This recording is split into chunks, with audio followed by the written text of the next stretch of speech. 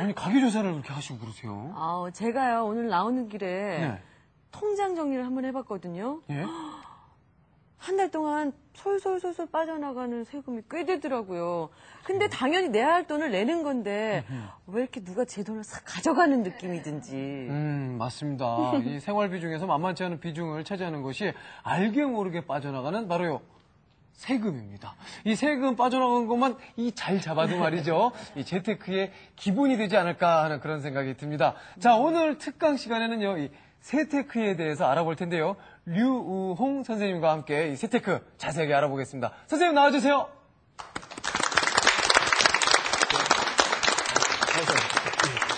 어서 오세요. 네, 안녕하세요. 안녕하세요. 조금 전에 제가 말씀드린 게 이거 맞습니까? 그 빠져나가는 세금만 잘 잡아도 이 재테크가 어느 정도 기본은 된다 이런 생각을 좀 하고 있는데요. 예, 맞습니다. 이게 버는 것과 쓰는 것이 있는데 사실 부자가 되기 위해서는 버는 것보다는 쓰는 거에서 조금 더 전략을 할 수 있으면 쉽게 부자가 될 수가 있습니다. 말씀하신 대로 덜 쓰는 것이 그런 방법 외에는 다른 게 없지 않아요? 그렇죠. 뭐 먹는 밥을 두 끼로 줄인다든지 그렇게 할 수는 없고요. 네. 나가야 되는 세금을 조금이라도 줄일 수 있다면 뭐 저처럼 부자가 되지 않을까. 어허.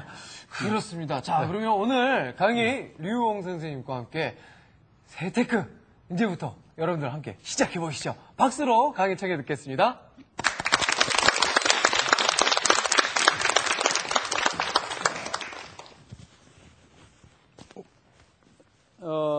뭐 저는 세금만 지금 한 19년째 이렇게 일을 하고 있는데요.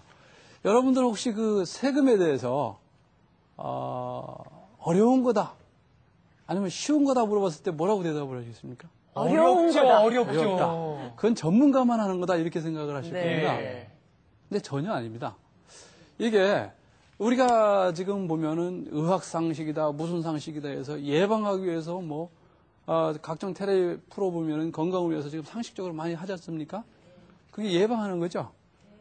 사후 약방문이 필요 없습니다. 세금도 상식적으로만 알아두면 되지 여러분들이 사업을 하지 않는 한 굳이 전문가처럼 전문가가 되려면 수술하는 사람이 의사죠.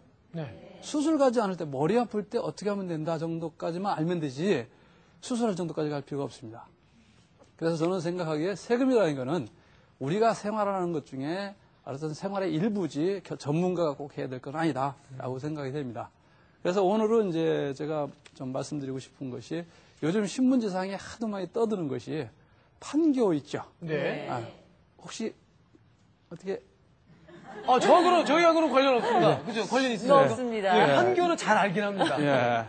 이번에 판교를 당첨받기 위해서 뭐 800 몇십 대 1도 있고 엄청나지 않습니까, 지금? 예.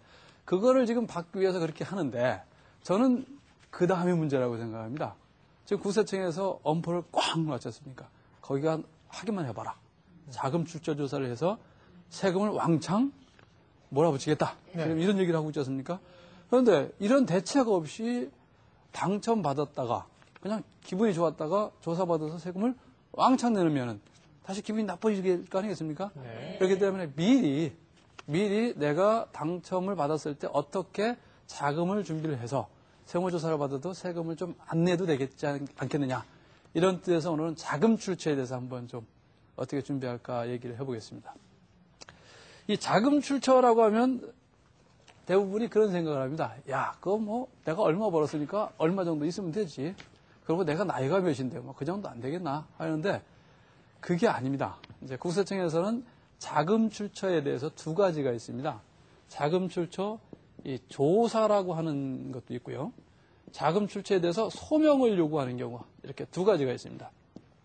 이 조사라고 하는 거는 세무서 직원이 직접 나와서 돈 얻다가 나서 어떻게 샀습니까? 라고 하는 직접적인 조사를 얘기하는 거고요. 소명은 그런 게 아니고 그 돈이 어디서 났습니까? 라고 해서 서면으로 이제 요청을 하는 겁니다. 차이가 아주 큽니다. 만약에 5억짜리 아파트를 만약에 샀다고 했을 때 조사를 받게 되면 5억을 다 소명을 해야 돼요. 내가 5억을 어디서 났습니다라고 5억을 100% 다 소명을 해야 돼요. 또한 뭐 내가 전에 뭐 월급 타가지고 이렇게 했습니다 하고 그냥 대충 얼버무리듯한 얘기를 해가지고 통하지 않습니다. 그 돈을 개 탔습니다. 그러면 그 개 탄 돈이 갔는지, 그러면 그 개는 누구 돈으로 넣는지 다 확인해야 돼요. 그러니까 자금의 흐름을 입증을 해야 됩니다.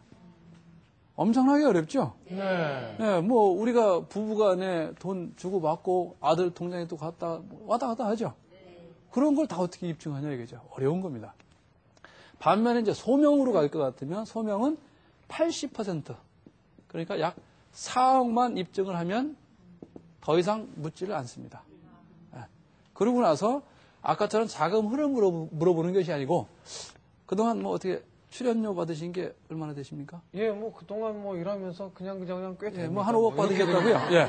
자, 이렇게 월급 받으신 게 5억이 됩니다라고 하면 세무서에서 그럼 당신 뭐 지금 전세 사는 집, 옷 사 입는 집, 어이구 뭐 시계 좋은 거 샀는데 그거 한 1,000만 원 주고 샀겠다, 뭐 차 샀겠다.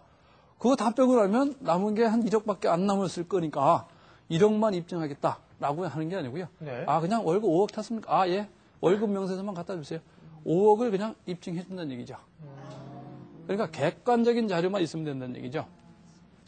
그러면 여러분들 조사를 받으시겠어요? 소명 요구를 받으시겠어요? 소명이요. 어휴, 똑똑하십니다. 예, 예. 당연히 절에도 소명을 갈 겁니다. 예. 소명을 가기 위해서는 여러 가지 준비를 좀 해야 되겠죠.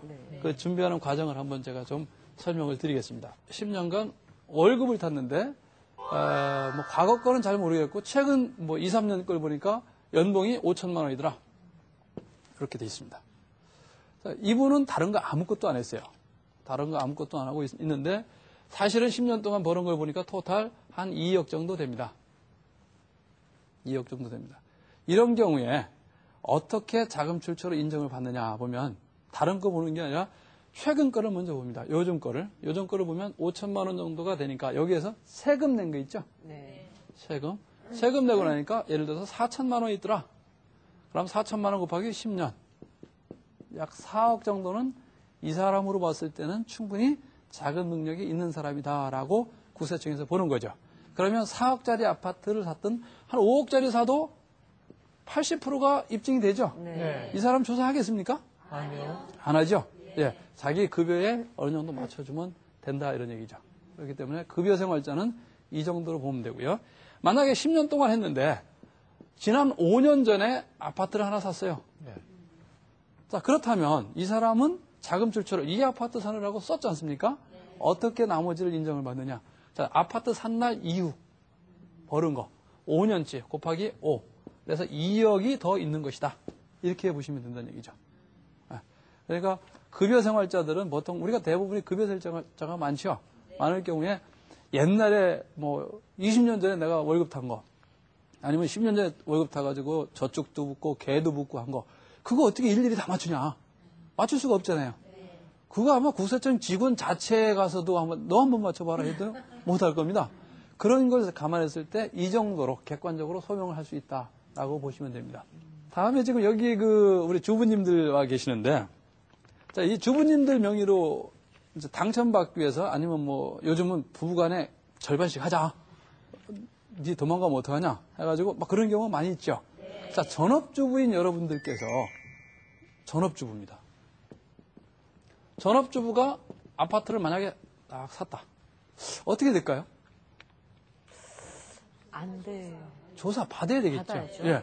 소득 신고를 한 게 전혀 없잖아요. 그렇죠? 그런데 어떤 분들은 그렇게 얘기를 하죠. 무슨 소리 하냐?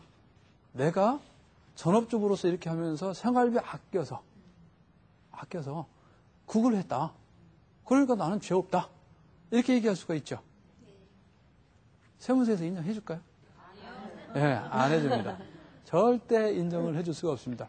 왜 그러냐면 각각 명의자별로 재산이 틀린 거죠.